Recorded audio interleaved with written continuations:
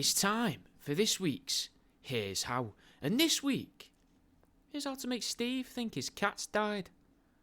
Ring him up and describe his cat in a questioning manner. Then ask if you let it out this morning. If he says yes, say that you think you're looking at its corpse. Wait until he's away from home for a few days and you know that a mutual friend is looking after his house and pets. Then ring him up and tell them that you heard that the mutual friend is panicking because the cat's died and they don't know what to do, and that you're worried, as in you calling them are worried, that they might try to replace the cat, as they as in the mutual friend might try and replace the cat, or do something mental to the house to try and cover it all up. Nip into all 8 of the barber shops on the main stretch of your town and collect all the hair shavings from the ones that are actually real barbers. Then nip down to the butcher's for some scrap bones out of the bone bin, maybe a couple pound of beef mince too. If it's a posh area, maybe they'll have a little bit of offal available for the posh women that give it to the dogs. Have a bit of that and all. Then scatter the piles of hair on the ground, cover it with some mince, then all the bones and offal, then the majority of the mince. Next, smash it into the floor with a shovel. Now you need to make sure you do it near Steve's house. Maybe even set up this little meaty contraption behind the wheel of your car when you visit his house, and then when he's waving you off from his front door, or he's just tried to kiss you goodbye, maybe you accidentally crush his cat with your car.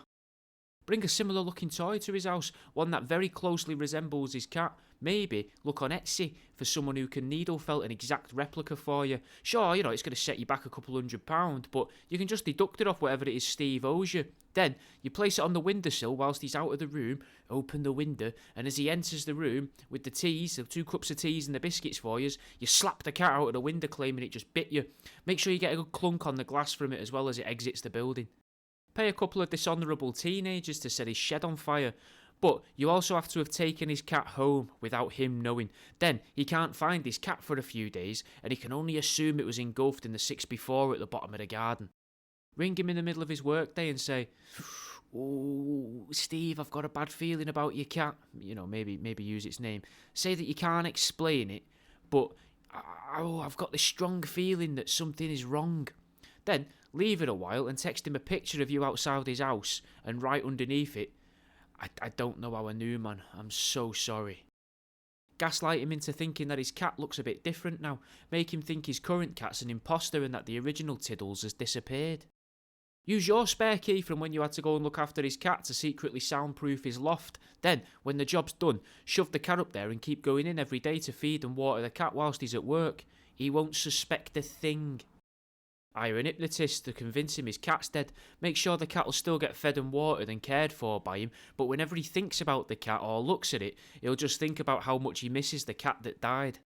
Maybe you want to get him one of those greetings cards that play a recorded message. Really taunt him. A deepest sympathies card, but he opens it up to hear, "Steve, your cat is dead, eyes came out its head, cat came when he should have fled, cats are very brittle bones, I keep mine inside my home.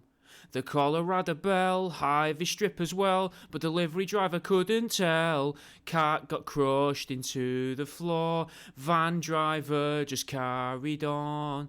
Steve, your cat's dead. Steve, your cat's dead." Obviously, you can't save much to one of those cards, so maybe you want to pay a celebrity on Cameo to record a little death ditty, because why would you go to all that trouble and expense if the cat wasn't really dead? "Steve, your cat is dead, your cat is really dead. I watched your cat die and filmed it so that I can watch your cat die again on my phone." Boom, boom, boom, boom, boom, boom. I bet Gary that he couldn't kick your cat far. He hit it 50 yards. He made your cat splat on that wall. Cat could have fought back if it wanted. Gripped with its claws and held on, but it just went straight into this big brick wall. You're gonna save money on food, cat litter and vet bills too. You can go back to Tenerife and not have to lend your key out to friends. You can host a dinner party, lose hair's distinct smell of wee. It's not a problem now, we can all come around for tea. Your house, it smelt of shit, didn't want to be rude but it'd put me off. I don't know how much you'd have to pay a proper celebrity to do that exact version of Birdhouse in Your Soul, but That's for you to worry about. And that's the end of this week's Here's How.